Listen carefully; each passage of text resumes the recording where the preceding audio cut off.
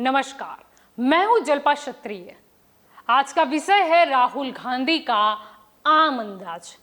राहुल गांधी ने जैसे अब ठान लिया हो, बस अब लोगों से मिलना है, लोगों को सुनना है, समझना है, एक आम जिंदगी को बड़े करीब से देखना है। क्योंकि राहुल गांधी उस परिवार से आते हैं जिस परिवार से देश के कई प्रधानमंत्री बने, जवाहरलाल नेहरू हो, इंदिरा गांधी हो या राजीव गांधी हो। अब इसी बात को सबसे बड़ा मुद्दा बनाकर राहुल गांधी को कभी युवराज, कभी शहजादा, कभी राजकुमार जैसे शब्दों से ट्रोल किया गया, नवाजा गया। इसी तरीके से राहुल को इतना खास दिखाया गया कि राहुल गांधी को आम लोगों से आसमान जमीन के अंतर पर दिखाया गया। अब इसे कांग्रेस के विरोधी दल की स्ट्रेटेजी कहे या राजनीति के हिसाब से मास्टर स्ट्रोक, लेकिन राहुल गांधी की कांग्रेस के विरोधी दल द्वारा वह छवि प्रस्तुत की गई लोगों को कि Rahul Gandhi golden spoon baby है, अर्थात कि वह आम लोगों की जिंदगी को, स्ट्रगल को समझना तो दूर पर शायद आम जिंदगी क्या होती है उसका अर्थ ही नहीं जानते। अब ऐसे तो लंबे अरसे से ये सब कुछ चला। राहुल गांधी जब भाषण करते थे तब उसी भाषण में उनकी गलती निकालकर उन्हें पप्पू नाम दिया गया, मतलब जिसे कुछ समझ में ना आता हो कि कब क्या बोलना है और कब क्या करना है। और इन सब का नतीजा ये निकला कि राहुल गांधी, जो कि कांग्रेस के चेहरे माने जाते हैं, आम लोग राहुल गांधी और कांग्रेस दोनों से ही दूर होने लगे थे। एक के बाद एक कई बड़ी हार का सामना कांग्रेस को करना पड़ा। डर सच होने की दिशा में आगे बढ़ रहा था कि क्या सही में कांग्रेस मुक्त भारत तो नहीं हो जाएगा ना। एक हद आ गई 2022 में जब 5 राज्यों में चुनाव हुए, उत्तर प्रदेश, पंजाब, उत्तराखंड, मणिपुर और गोवा। नतीजे आए, उत्तर प्रदेश, उत्तराखंड, मणिपुर, गोवा पर भाजपा ने अपना कब्जा जमाया, तो सामने पंजाब की कांग्रेस की सत्ता चली गई आम आदमी पार्टी की तरफ। यानी 5 राज्यों में से एक राज्य में भी कांग्रेस को सत्ता नहीं मिली। दूसरी तरफ हार के बाद लगातार पार्टी में अंदरूनी खिंचपिच चलती रही कि पार्टी को अति आवश्यकता है अब एक स्थायी, स्वस्थ, अनुभवी, बुद्धिशाली, राजनीतिक सूझबूझ वाले अध्यक्ष की। अब क्या और कैसे हुआ उसमें ज्यादा न पड़ते हुए बस मानो कि यह टर्निंग पॉइंट था कि कांग्रेस संभल गई। कांग्रेस हाईकमांड को बात गले उतर गई कि अगर जीतना है तो वो सारी छवि दूर करनी होगी जो कांग्रेस को आगे नहीं बढ़ने दे रही। अब इसका जवाब था कि 2 छवि को सबसे पहले दूर करना होगा। पहली छवि कि कांग्रेस के अध्यक्ष पद की कुर्सी पर सिर्फ गांधी परिवार का सभ्य ही बैठ सकता है, यानी कि परिवारवाद। दूसरी छवि राहुल गांधी के नॉन सीरियस नेता होने की। अब अचानक राहुल गांधी भारत जोड़ो यात्रा के तहत पैदल यात्रा पर निकले कन्याकुमारी से कश्मीर तक, तो दूसरी ओर वहां गैर गांधी मल्लिकार्जुन खड़गे बने कांग्रेस के राष्ट्रीय अध्यक्ष। यानी परिवारवाद का सबसे बड़ा मुद्दा कांग्रेस के विरोधी दल का, उसे खत्म कर दिया गया। अध्यक्ष पद का चुनाव कराकर और सही में जीते हुए मल्लिकार्जुन खड़गे को अध्यक्ष की कुर्सी सौंपकर सही में मल्लिकार्जुन खड़गे के अनुभव का फायदा कांग्रेस को मिलना शुरू हो गया। अब राहुल गांधी की भारत जोड़ो यात्रा को याद करें तो राहुल गांधी, जिसकी छवि युवराज की बनाई गई, उसी को रास्ते पर पैदल चलते देख ऊपर से लोग ज्यादा प्रभावित हो गए। लोग जुड़ने लगे, बच्चे, जवान, बुजुर्ग सभी। राहुल गांधी खास नहीं पर आम है, जो आम लोगों को बेझिझक मिलते हैं, ये साबित हो गया। राहुल गांधी के साथ चलकर, कहीं मिलकर लोग उन्हें अपना दुख, अपनी तकलीफ बताते रहे और उनके चेहरे पर एक सुकून भी देखने को मिला कि अब कुछ तो अच्छा होगा। और राहुल गांधी धीरे धीरे अवगत होते गए लोगों को क्या चाहिए, यानी लोगों की सोच क्या है। वैसे तो राजनीति में अगर बड़ा बनना हो तो छोटे से ही शुरुआत होती है। आम लोगों के बीच जाकर उनकी जीवन शैली को समझना, उनकी पीड़ा या फिर क्या जरूरत है उनको समझना, ये सब कुछ जरूरी है, जो शायद भारत जोड़ो यात्रा से राहुल गांधी को सूझ भी मिल गई।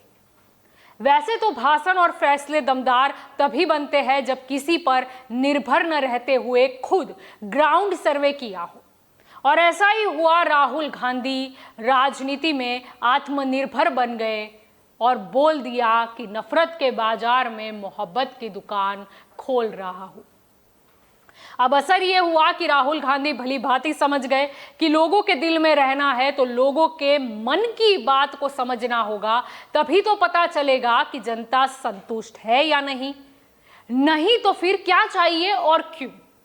राहुल गांधी का लोगों से मिलना जुलना ऐसा नहीं है कि भारत जोड़ो यात्रा खत्म होते खत्म हो गया हो, लेकिन भारत जोड़ो यात्रा से शुरू हुआ वह चल भी रहा है।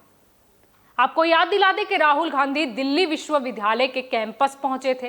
राहुल गांधी ने छात्रों के सामने आने वाली समस्याओं और उनके करियर प्लान के बारे में जानने की कोशिश की। आपको बता दें कि कर्नाटक चुनाव से पहले राहुल गांधी डिलीवरी बॉय के साथ टू व्हीलर पर सड़कों पर निकले। राहुल ने मुद्दों को समझने के लिए ब्लिंकिट और स्विगी वर्कर्स यानी कि डिलीवरी पार्टनर से बातचीत भी की। राहुल गांधी ने लोकल बस में सफर किया और इस दौरान राहुल गांधी ने बस में सवार महिलाओं के साथ बातचीत भी की। महिलाओं ने उन्हें परिवहन की समस्या के बारे में और बढ़ती कीमतों से उनके बजट पर पड़ते असर के बारे में बताया। यानी राहुल गांधी अब वो राहुल नहीं रहे जो कभी कभार नजर आते थे, लेकिन राहुल गांधी अब वो बन गए हैं जो बस लोगों से जुड़ना चाहते हैं। अब आपको ये प्रश्न जरूर हुआ होगा कि आखिर आज मैं राहुल गांधी के आम अंदाज पर बात क्यों कर रही हूं। तो आपको बता दें कि फिर एक बार राहुल गांधी अचानक किसी आम की तरह ट्रक में सफर करते हुए नजर आए। राहुल ने अंबाला में ट्रक ड्राइवरों से मुलाकात की। इस दौरान उन्होंने ड्राइवरों के मुद्दे और उनकी समस्याओं को भी समझने की कोशिश की। यानी कि राहुल गांधी अब नॉन सीरियस नेता नहीं रहे, बल्कि वह नेता बने जो इतने सीरियस है, अब खुद की ग्राउंड रिपोर्ट स्टडी कर रहे हैं, यानी कि आत्मनिर्भर। अब वैसे तो हम जो चर्चा कर रहे थे कि कांग्रेस ने दो छवि बिल्कुल पलट दी, एक अध्यक्ष की कुर्सी पर परिवारवाद की छाप को और दूसरी राहुल गांधी की छाप को। यानी कि वो छवि जो आपत्ति बन गई थी कांग्रेस के लिए, उसे अवसर में परिवर्तित कर दिया कि परिवारवाद नहीं है, कोई युवराज नहीं है, राजाशाही नहीं है, बल्कि है तो सिर्फ लोकशाही। अब ये तो बात हुई कांग्रेस क्या सुधार लाई, पर चुनौती अभी भी है सामने। सबसे बड़ी चुनौती यानी कांग्रेस की नेताओं के बीच की लड़ाई, जिसका खामियाजा पूरी पार्टी को भुगतना पड़ता है। उसे दूर करने का कोई उपाय तो अब ढूंढना होगा। नफरत छोड़कर सभी कांग्रेसी जुट जाए, पार्टी को आगे ले जाए, वह सबसे बड़ी प्राथमिक आवश्यकता है कांग्रेस के लिए। क्यों व्यक्तिगत लड़ाई इतनी बढ़ जाती है कि दूसरे दलों के सामने की चुनावी लड़त पर फोकस नहीं रहता, पार्टी की विचारधारा का प्रचार नहीं पर दुष्प्रचार होने लगता है, अपने ही शासनकाल पर प्रश्न उठने लगते हैं अपने ही लोगों द्वारा। आवश्यकता तो शायद मल्लिकार्जुन खड़गे और राहुल गांधी को हर राज्य के नेता कार्यकर्ता से 1-to-1 मीटिंग, जनरल मीटिंग करने की है। रिपोर्ट तो यह भी तैयार करना होगा कि क्या कांग्रेस के नेता और कार्यकर्ता लोगों से मेल झोल बनाए हुए है या नहीं, उनके पास कोई ग्राउंड लेवल के मुद्दे है क्या। यानी कि राहुल गांधी के अलावा अगर दूसरे नेता कार्यकर्ता भी लोगों से जुड़ने का प्रयास करने लगे तो राजनीति में नया हाहाकार मच जाएगा। वैसे तो चुनाव के मद्देनजर देखें तो एक और चुनौती है कांग्रेस के लिए, वह ये कि अन्य राजनीतिक दलों के बीच की लड़ाई की वजह से मतों के ध्रुवीकरण से भाजपा को मिलता हुआ फायदा। अब प्रश्न है कि भाजपा से नाराज दल क्या कांग्रेस के साथ खड़े रहेंगे। छोटे भाई या बड़ा भाई का सवाल नहीं, पर बराबरी पर खड़े रहने को तैयार होंगे क्या। सर्व स्वीकृति से क्या गठबंधन में एक उम्मीदवार रख पाएंगे क्या, अगर नहीं तो फिर आगे क्या। राहुल गांधी को वैसे एक रिपोर्ट तो शायद 2024 से पहले जनता के समक्ष रखनी भी पड़ेगी कि वो जो लोगों से मिलजुल रहे हैं, क्या की पॉइंट निकल कर सामने आए हैं, उपाय क्या हो सकता है और एक्शन क्या रहेगा। जब लोगों द्वारा राहुल गांधी को अपनी समस्या बताई जा रही है, तब अब राहुल उसे दूर करने के रास्ते तक ले जाए, ये जिम्मेवारी राहुल गांधी की ही रहेगी। जिन राज्यों में कांग्रेस की सरकार है, वहां भी राहुल का ध्यान देना जरूरी है कि कहीं कांग्रेस के विरोधी दलों को कोई मौका न मिल जाए। सत्ता है वहां सेवा करनी होगी, और जहां सत्ता नहीं वहां मजबूत विपक्ष बन दिखाना होगा। ऐसे तो एक के बाद एक भाजपा की रणनीति को टैकल कर जब कांग्रेस चल रही है और राहुल गांधी तो लोगों के बीच पहुंच रहे हैं, तो देखना होगा कि ये बदलाव कांग्रेस को कहां ले जाता है और राहुल गांधी की आम जनता के बीच जाने वाली आम छवि आगे क्या असर दिखाती है, क्योंकि मोहब्बत की दुकान तो अब खोल दिखानी होगी। नमस्कार।